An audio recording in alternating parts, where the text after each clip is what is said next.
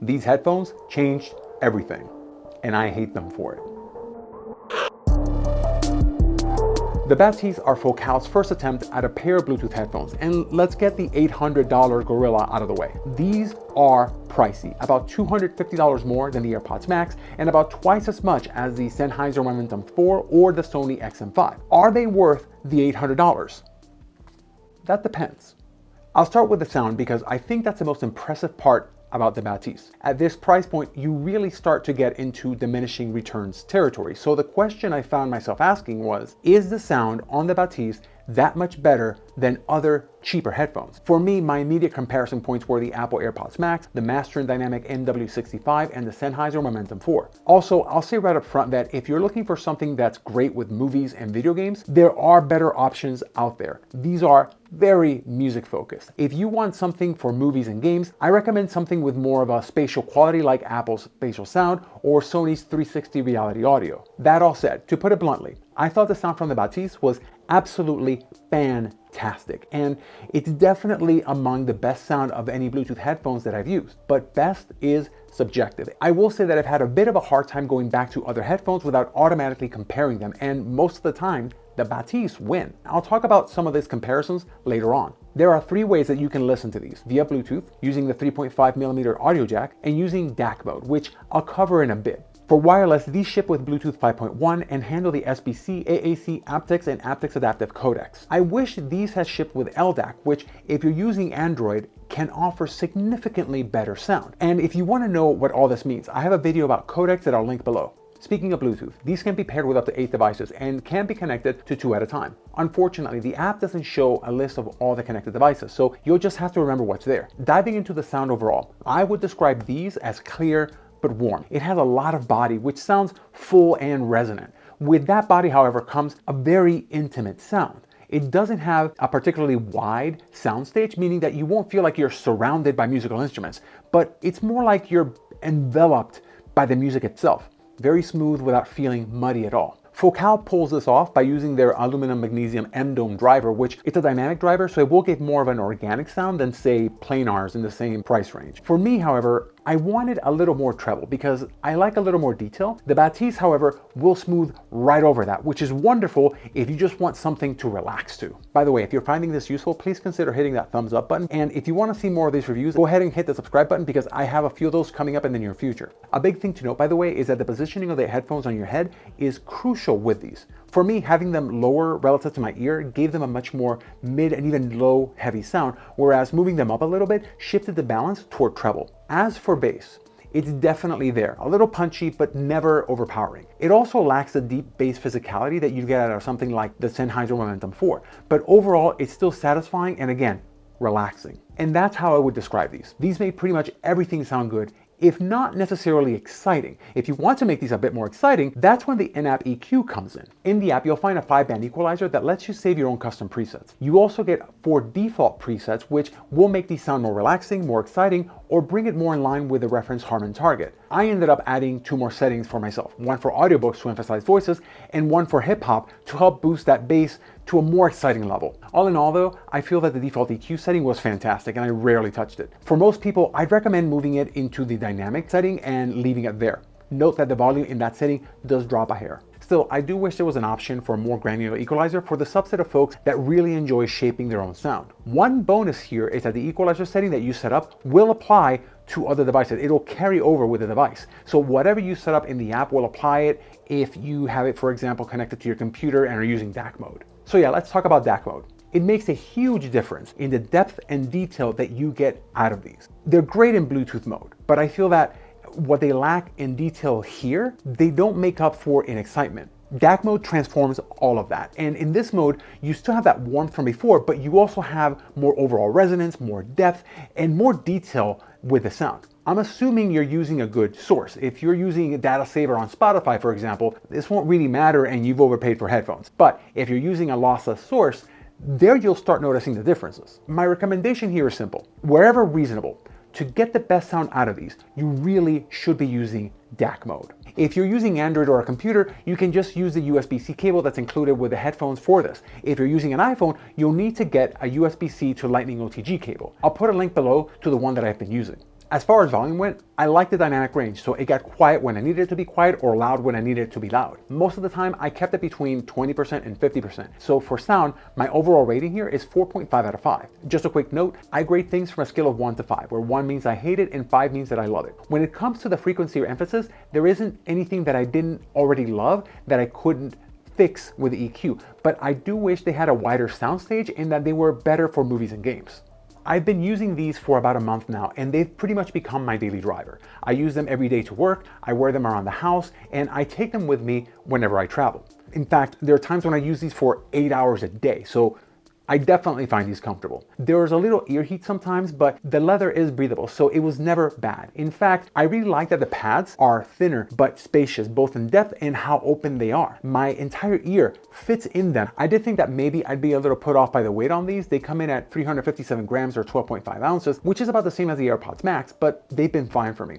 Surprisingly, these are actually the lightest headphones in Focal's lineup. They're made mostly out of plastic aluminum, although the yokes, the little metal part over here, is actually made out of magnesium. The headband is also leather with microfiber at the bottom, so none of this feels cheap or flimsy. Rounding out comfort, the clamping force is also decent, but not overt. Even when wearing them with glasses, I rarely have an issue with comfort. My wife disagrees, and she found them both heavy and tight, but she's really sensitive to those. Now, I mentioned travel, which is something that I've already done a few times with the Bathys. These come with a great lightweight hard case. They flip flat instead of folding in, which is something that I don't really mind, but if you need something really compact, then these aren't it. Speaking of flipping, the hinges feel really sturdy. I don't think I've ever once worried about whether these were well built. These may be the most well-built wireless headphones I've ever used. So yeah, the score for build quality, 5 out of 5. I love it. Along with the build, the overall design of the Bathys is impressive. It's distinctively Focal, meaning that it's well textured, but a bit on the bulky side. And yet, they still manage to look fantastic, even if you're just wearing them around your neck as a fashion accessory. I'm a big fan of the netted look and the off-center logo. And if you're using the app,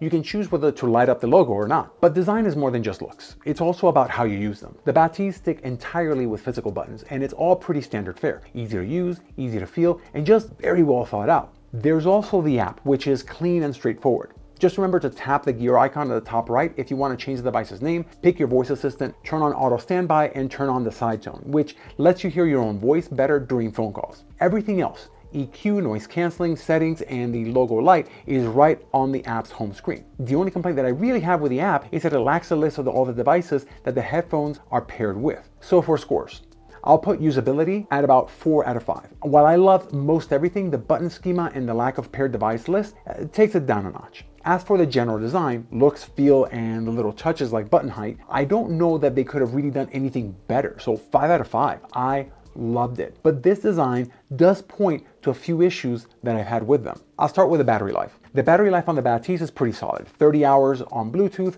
35 when jacked in, and 40 in DAC mode. It also has a standby mode that conserves power in case you forget to turn them off. Once it enters standby mode, just press the play button to turn them back on. But there's no passive audio mode. You can't listen to these unless they're turned on. If they're off, everything's off, including the audio jack. They do have a fast charge of 5 hours and 15 minutes, and it'll take about an hour and a half to top them off. For battery, I put the score at 4 out of 5. The time is long enough, they last long enough, but requiring that they be on for everything might be an issue, even with the fast charge. The next thing is noise canceling. I got to test these out traveling a few times, and overall, they're decent. You'll get better noise reduction with something like the Sony XM5, the XM4, or the Apple AirPods Max. But I would put these on the same level as something like the Bose Quiet Comfort 45, so it's not bad at all. And in fact, I thought it was just fine during my trips. And I find this to be par for the course with prestige brands making headphones at this level. You'll usually find better noise canceling at a lower price, but noise canceling is generally not the main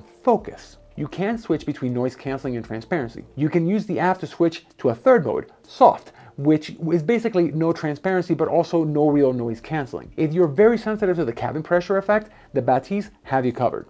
Take a listen.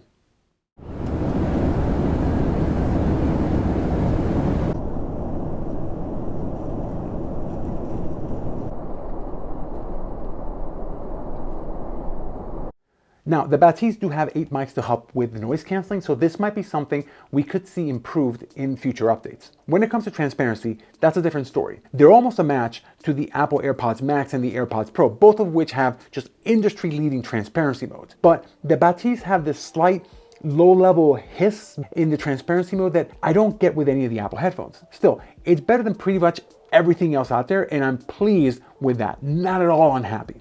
Overall, I'm happy with this whole area except for when I switch between noise canceling and transparency. It takes almost 2.5 seconds to switch modes after you press the button.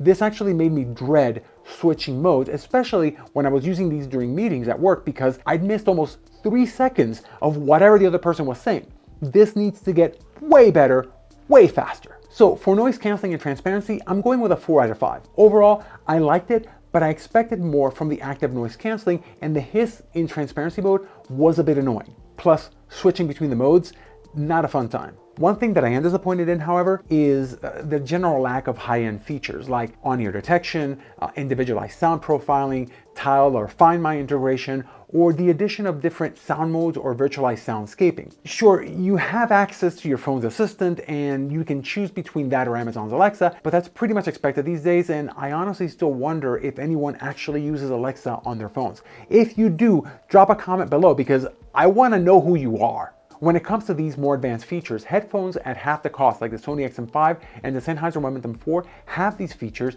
and they can make a pretty big difference in the overall user experience. For making phone calls, the Bathys are okay. The scheme is easy to use and the 8 microphone array works well to help block out unwanted noises while you're talking. But the overall sound is grainier than I would expect for something at this price. Take a listen. This is a test of the microphone on the Focal Bathys. Testing, testing, 1, 2, 3.